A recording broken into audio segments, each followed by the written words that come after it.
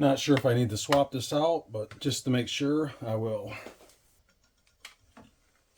And same goes for the data cable, just to make sure there's no issues.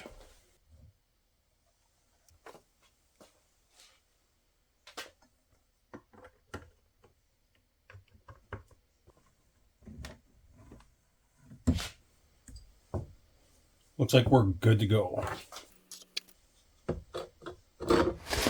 All right, my friends, I just want to jump on Elster's Rifles and Reloading here and make you aware that there's now a Gen 2 Supertrickler, and I just received it yesterday.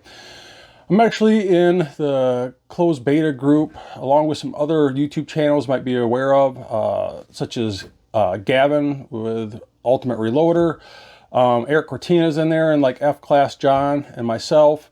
We're all in that beta closed group testing these Supertricklers for you. And I know some of you guys might have seen the Gen 1 here, putting it through its paces when I first got it. Oh, I don't know, probably, I'm guessing 4 or 5 months ago. But I have a very extensive playlist on the Gen 1, which it looks identical to the Gen 2, and I'll splice in some pictures here. I mean, the bottom looks the same, the inside where the trickle tubes looks the same, the front looks the same. Looking down the hole here where the powder's dropped in, looks pretty much identical. But it's really what's under the hood is the difference. But let me patch you into my screen here so you can see what's going on my desktop. But definitely check out my playlist area. Like I said, I have a very in-depth playlist series dropping different types of powder from H4350, Varget, CFE 223, and getting that Gen 1, like I think 4 or 5 months ago, if I remember correctly. Like I said, I just got the Gen 2 yesterday, and I'm about to put that through its paces. I'm not going to run this right now, but I want to just give you an idea of the differences between the two. And if you go to Supertrickler website, looks like they're selling these for $750. You can kind of see how much they're charging for shipping costs. But underneath that, they do mention some of the differences between the Gen 1 and Gen 2. Number 1 here, it says all plastic parts for the housing will be made from anti-static plastic. In Gen 1, only some wear. Number 2, the internal motor tube housing has significantly improvements, including being 3D SLS printed by the Danish Technology Institute, is now 90% nylon dust and 10% steel dust to make it much stronger and able to be printed to tighter tolerances. Some design changes, including the bearing holes being reduced to decrease possible wobble in the bulk tube. Number 3, the vibrating tube is now CNC machine aluminum. And number 4, the motor window and powder exit drain parts are now molded instead of 3D printed.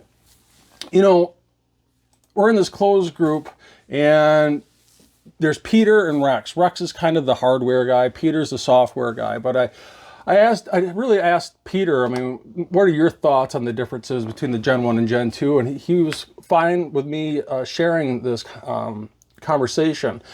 And in number 1 here, he says all aspects of the case are now fully anti-static, whereas in Gen 1, only the powder path was fully anti-static and the rest was a low static case. 1.1 here, he's noting it has more molded parts. Not that it's important, but does help offset the cost of the more expensive motor housing.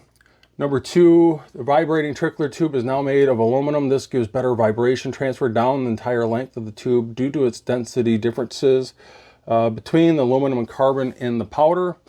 2.1 note here is saying the vibrating tube is a little longer to stop the odd kernels hitting the powder sitting on the edge of the bulk tube, causing them to fall in during pulsing. Number 3, vastly improved motor housing that is very high quality 3D printed. That is much stronger, temperature stable, and is much tighter tolerances. 3.1, Peter might have been drinking a few beers when he made this comment, but he says, the has reduces the bulk tube direct drive wobble by holding the of the bulk tube more firmly in place. Not totally sure what he's trying to say there, but I'm just reading it as he stated it here. 5.3, design changes now reduce the chances of the vibrating tube working backwards during transit. This has been an issue on several machines. 4, the firmware is 100% the same as the Gen 2. However, it does recognize the hardware differences and will display Gen 2 on the splash screen and the about screen. 4.1, the Gen 2 default rotating motor current is increased to compensate for the tighter motor housing tolerances. And at the end here, he's just stating, overall, the big winner is the aluminum vibrating tube and full ESD anti-static housing. So that's really cool. Like I said, they look identical. You really can't tell the difference between the two. It's more what's under the hood. But he says, and naturally, we're coming out with a version 3.0 firmware that you are beta testing as 2.3. It will be Gen 1 and Gen 2 compatible and has a real focus on consistency and tools to arrest difficult powders. So that's awesome, and it's really cool that he allowed me to share those comments with you.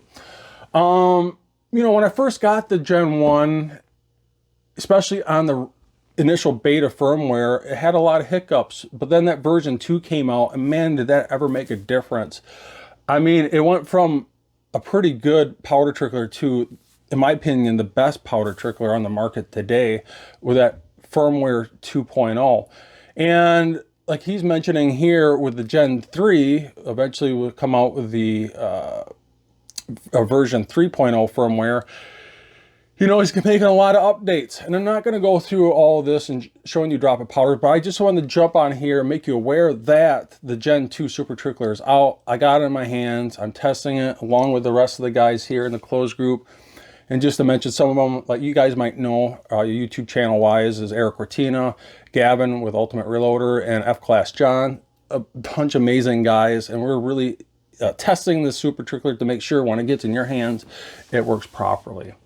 Well, hope you enjoyed this quick little video, and if you did, smash that subscribe button.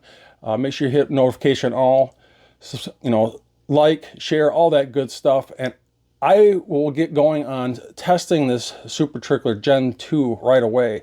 And once I feel confident, I know the user interface really well, and I get familiarized with it, I'll get back to you guys with an updated video. I'll see you later.